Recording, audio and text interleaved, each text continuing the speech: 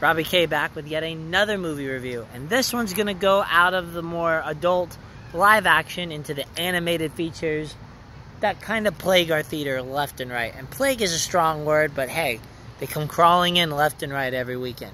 Tonight, we get rid of the Disney and the Pixar and the DreamWorks and go instead to a little more of the independent studios that sometimes don't put out quite the volume that others do. From the makers of Kubo and the Two Strings, and I believe the creators of Paranorman, if I'm not mistaken, but nevertheless, same type of style, we get The Missing Link, essentially. A movie that is kind of about the veritable Yeti to which has plagued the legends for long ago. The concept, if you haven't seen it, is essentially this, and as Robbie's Movie Reviews does with focusing on the trailer, no spoilers, just what you get in the trailer. You have a rogue Sir Frost who is out there trying to essentially find elusive creatures of legend. And one of them, in his focus of this film, happens to be none other than the Missing Link, the Yeti. The Yeti, the Sasquatch, Bigfoot, whatever you want to call him. On his travels, he happens to find that the Bigfoot can talk and is quite articulate. And his goal, of course, is to find some place to belong. And in that case, it's his cousins over in the, I guess, Eurasian peninsulas, where the elusive Frost Kingdom of Shangri-La supposedly exists. Nevertheless, these two go out on a nutty voyage that will hopefully bring with them the fulfillment of dreams, friendship, and fun.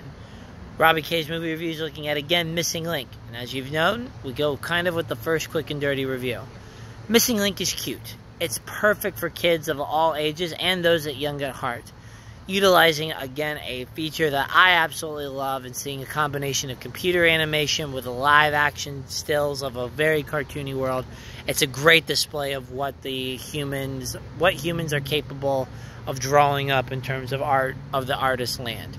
Now, yours truly also finds that you've got a good voice cast, good acting, and a little bit of emotion behind it to make a fun adventure that I think just a lot of people are going to enjoy. And yeah, it doesn't quite have the depth, the action, and the excitement that some of the bigger studios bring to us, nor some of the Laugh-Paloozas. But in its own, it's a very charming movie that, again, just has that unique artistic style not seen by most. I myself give it a lot of props and think that there's a good adventure to be had. And probably right now, of the three movies I've seen, the one best suited for the theater. But nevertheless, that's just my opinion, and there are a couple of other limitations that I think I've already talked about. But nevertheless, we're going to hold that for the kind of likes and dislikes. This movie is definitely worth the trip to the theater, more so for its production value and fun than anything else. But a strong introduction into the unique world that comes with animated films. Now, this is where I leave you. Here are the scores. In terms of kind of animation, fantasy, family, and probably adventure, as they'll call it, with a comedy thrown in there, I'm going to probably give it about a 7.5. Maybe a 7 at the lowest. Movie overall, we're probably looking at, again, the 7 range. So, again, not a bad film, but maybe not quite the magical thing you were looking for. Definitely worth those for a young at heart or taking a young one nonetheless. Now, if you're sticking around, let's go over the usual details. We start with the likes, and here's how it goes. The voice acting in animated films is part of the magic of bringing a character to life. And the group does a wonderful job in terms of the three main characters I'll talk about. For Sir Frost, you've got Hugh Jackman, the articulate accent, the poise, the bravado. It works very well for this character, and ironically, he bears a resemblance to the former Wolverine star. Zoe Saldana kind of reprises her role from Book of Life, taking kind of the same sort of accents and fire and pizzazz, but putting a little more ire and vigor into it. So, you know, I enjoyed her character, and her fiery fury breaks up some of the monotonous kind of odd couple you see in this. And, of course, Zach Galifianakis is probably the bread and butter. Sarcasm that comes in and is quite enjoying to look at. But that innocent, childlike fun he's famous for bringing, again, painting a duo of, like, again, I like to say an odd couple version of Sherlock Holmes and Watson. They're interesting, they're fun. It's a great kind of component that brings it, but that's only one part. The design is really where I'm going to be putting a lot of pizzazz into it, so I'm going to hold that as my favorite leg. The story essentially is not bad. It's a pretty straightforward one. Twists and turns aren't really there, and predictability is still there. But nevertheless, a fun, cute adventure to staple the laughs onto, and a good kind of springboard that kids, I think, are going to enjoy. You've essentially got a nice use of integrating and balancing of humor with the adventure side, and a little bit of action that I think feels very appropriate for the audience that this is geared to, though a little bit more mature in regards to the look and edge presented with it.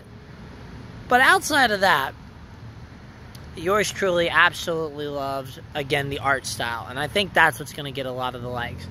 Missing Link, again, kind of forgoes the big bolded animation and bright colors that DreamWorks and Disney like to bring.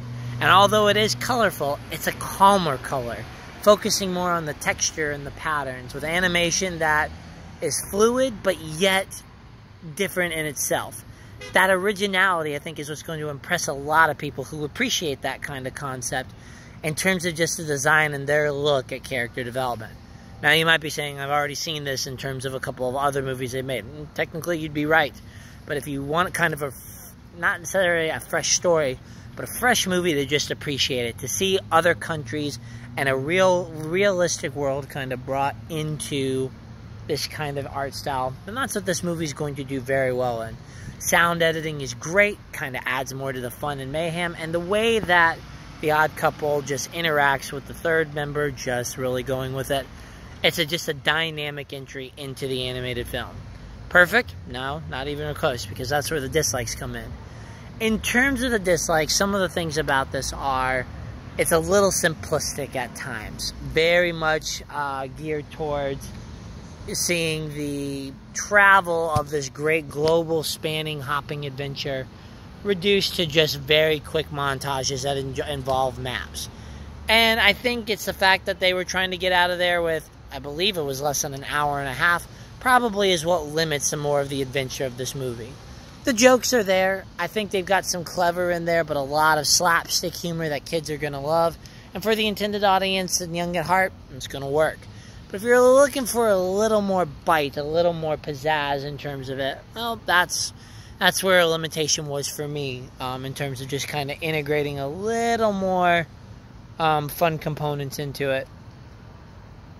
Now, in regards to anything else I would say that a little more action and adventure, again, could have helped this, like Kubo and the Two Strings.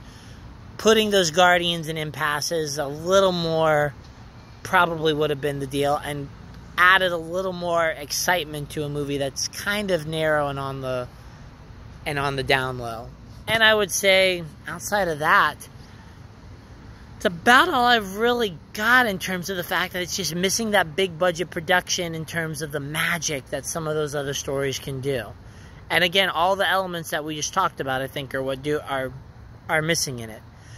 But, you know, outside of that adventure element, this movie really isn't that bad. And there's not much more I can say because of how simplistic it is, which is both good and bad.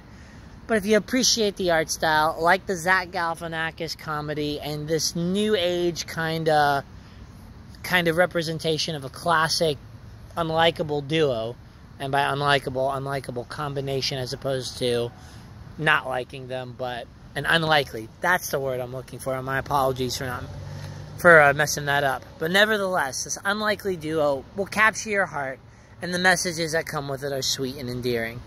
But it just is gonna be kind of lost in the dust when we've got some other animations coming. And while, again, if you appreciate the art and the work that goes behind this, as well as just this unique style that I love to see in terms of stop motion meeting computer animation, then this is definitely the film to see so far. I did have fun. You've heard the scores of about a 7 for this film. Not even remotely awful, but probably some better ringers are coming in the future. Nevertheless, check this one out, though, when you get a chance. And until then, this is Robbie K signing off with another review of Hellboy tomorrow. So until then, guys, thanks, and have a good night.